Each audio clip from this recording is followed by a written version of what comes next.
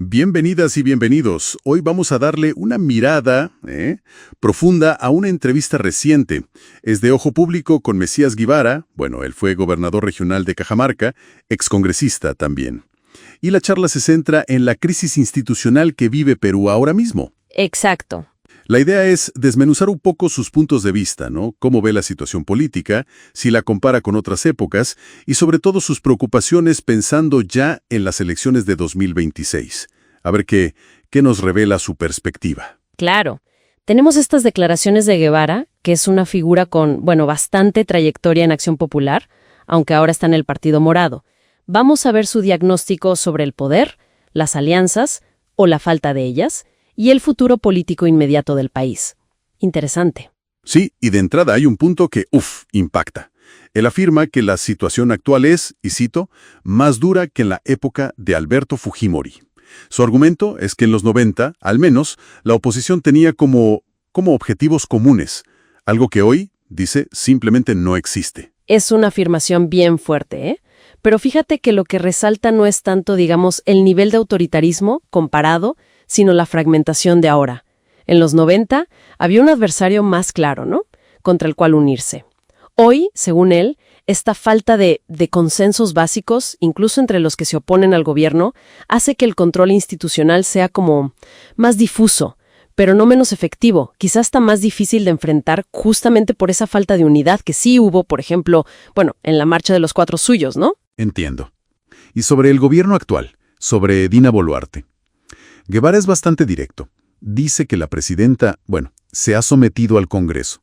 No lo ve como una alianza de iguales, más bien como una subordinación para sobrevivir ambos y buscar, dice él, impunidad mutua. Que en la práctica, el Congreso es quien gobierna. Esa dinámica de sometimiento, como la llama Guevara, es clave en su análisis para entender por qué el Ejecutivo hace o deja de hacer cosas. Menciona que Boluarte ha promulgado básicamente todas las iniciativas del Congreso. Todas, reforzando esa idea de dependencia. Usa una frase bastante gráfica. Los une la supervivencia y la impunidad. Eso pinta un cuadro de parálisis y captura institucional, ¿no? Sí, bastante descriptivo. Y mirando ya hacia el 2026, el panorama que pinta Guevara es preocupante, la verdad. Habla de una atomización tremenda. 43 partidos inscritos. Imagínate eso. Las dificultades operativas que eso significa para el JNE, la OMPE. Y además, alerta sobre la vigencia del mensaje del fraudismo. Es que esa es una combinación peligrosa. Primero, la operatividad. Organizar una elección con tantos actores es un desafío logístico gigante. Y a eso le sumas la desconfianza, ¿no? Esta narrativa del fraude que, como advierte Guevara, puede minar la legitimidad del resultado antes de que ocurra. Él critica leyes específicas como la del recuento de votos, diciendo que teme que algunos van a querer ganar en mesa sí o sí. O sea, complicar el proceso a propósito. Claro, genera incertidumbre. Y frente a esto, ¿qué hay de las alianzas? Formar frentes para contrarrestar. Ahí Guevara se muestra, realista y algo pesimista. Confirma que su partido, el Morado, ha conversado con otros grupos. Menciona Ahora Nación, gente cercana a Verónica Mendoza.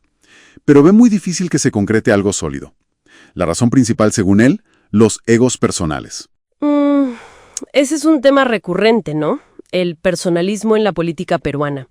Esta dificultad para construir proyectos colectivos que vayan más allá de las figuras. Es un obstáculo que vemos elección tras elección. Guevara dice ser entusiasta, pero a la vez realista, y admite que no ven nada concreto todavía. Habla de una falta de madurez política. Y el tiempo para el 2026 avanza. Sí, el tiempo apremia. Y finalmente toca su propia salida de Acción Popular. Es interesante cómo lo cuenta. Detalla desacuerdos clave. Su victoria sobre García Belaunde en internas en 2014, que generó tensiones.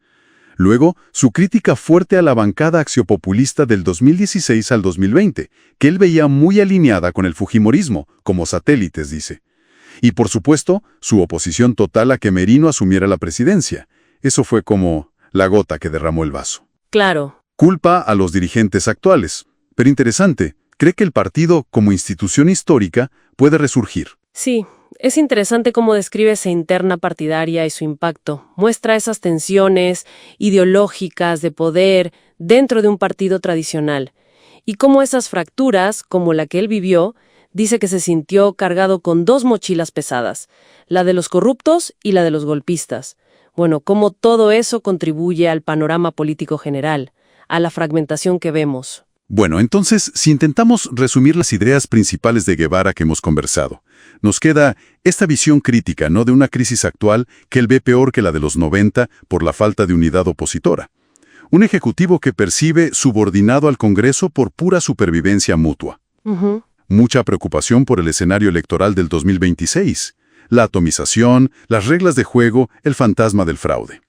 Y este problema persistente de los personalismos que, según él, frenan las alianzas necesarias. Sin duda, es una perspectiva, bueno, bastante sombría, que pone sobre la mesa preguntas serias sobre la salud de la democracia peruana y sobre la capacidad del sistema político para encontrar salidas constructivas a lo que él ve, en esencia, como una captura de las instituciones.